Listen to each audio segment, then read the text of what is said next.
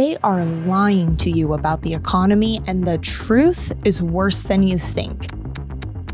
But today, I'll expose how their choices are driving us straight to an unavoidable currency reset, an endgame scenario where wealth will vanish overnight and only those that are prepared will survive financially. The Federal Reserve and the politicians in power will publicly claim that they are fighting inflation, that they are working to improve the economy. My colleagues and I are strongly committed to bringing inflation back down to our 2% goal. I think that the U.S. economy continues to perform very, very well. But the truth is, they are addicted to spending. They will deliberately choose every time to delay pain and preserve the short-term illusion of growth if it means they can keep spending regardless of the devastating consequences. But these choices are piling onto an already unsustainable debt burden, crippling our ability to respond to crisis,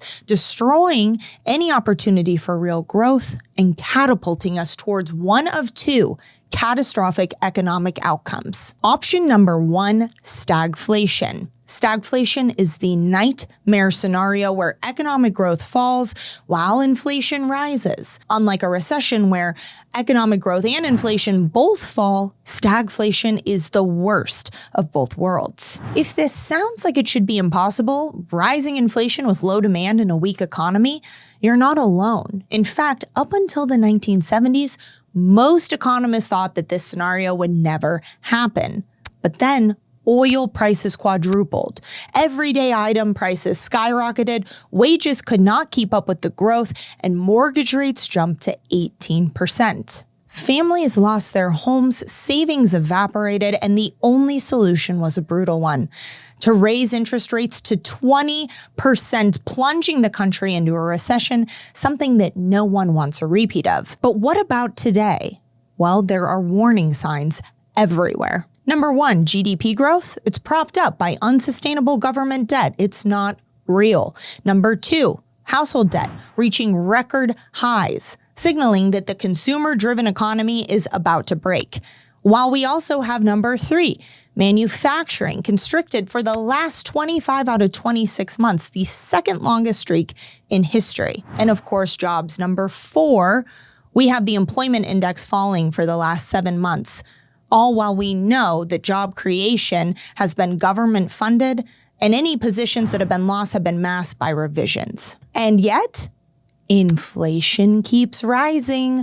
The core CPI, a measure of inflation, has been at or above 3%, well above the Fed's target, for nearly the last 4 years. But with all of this information, unlike the 1970s, raising rates is not a viable solution. The debt burden is far too large. If we were to raise rates to 20%, the entire financial system might collapse. They're out of options. So today the question isn't, will we face another crisis? It's how bad is this crisis going to get? Because the reality is they already know all of this. But if they were going to fight inflation head on, it would mean they would have to face the consequences of their debt-fueled spending addiction head on, which is something that they are never going to do. But that means there's only one other outcome of how this is going to play out, which brings us to outcome number two, hyperinflation. Hyperinflation is a situation where prices soar out of control. You cannot afford the basic necessities of life. Your savings disappears. Picture going into a grocery store and seeing a gallon of milk today for $3. Tomorrow you go back to get another gallon and suddenly it's $5. The next day, $10 a gallon. But this outcome isn't random. It's not luck of the draw whether or not it happens. It's created by a series of deliberate choices. Choices by our leaders to recklessly spend and create unsustainable debt. Each new dollar that's added into circulation reduces the value of the existing dollars in your wallet. But right now, the United States is adding $1 trillion of debt every 100 days. And in fact, they're spending that much and more, over $1 trillion just on the interest payments of our debt, just on servicing the debt. Those are dollars that do not create jobs. They do not produce anything. They evaporate into thin air. But despite all of these facts, politicians will not stop spending, not because they don't understand these concepts, but because it does not benefit them to stop spending. No, they would rather see the entire system crash, but not on their watch, than cause any pain today, which is what would happen if they stopped spending. There would be short-term pain for long-term gain, but no, short-term gain for long-term pain. That is what they're doing despite the consequences and how it's going to impact everyone else. Why would they stop spending? Which means that we are heading towards hyperinflation. It is inevitable. So how long until we get there? I don't know, but one thing we do know is that the spending cannot go on forever. In hyperinflationary situations, what we see is a complete collapse of trust in the currency. And today, that trust is being chipped away at. It is a process that is already in motion. And again, this is not just a theory. This is something that we have seen time and time again happen. Look at Weimar Germany, Zimbabwe, Venezuela, all perfect examples of what happens when hyperinflation starts. But what can we learn from them? Well, the government will print more just to cover the debt, meaning that the dollar will be worth less. At this point, foreign countries and investors will take a step back, meaning the Federal Reserve, the lender of last resort, will have to step in, printing an exorbitant amount of dollars just to tread water, leading us into hyperinflation, where the dollar will be essentially worthless. But here's the sad truth. Those in power, they already know that this is where we're headed. In fact, hyperinflation even eventually will help a government out when they're in so much debt. Because if you have $1 trillion of debt and a loaf of bread now costs $1 trillion, well, suddenly that debt is meaningless.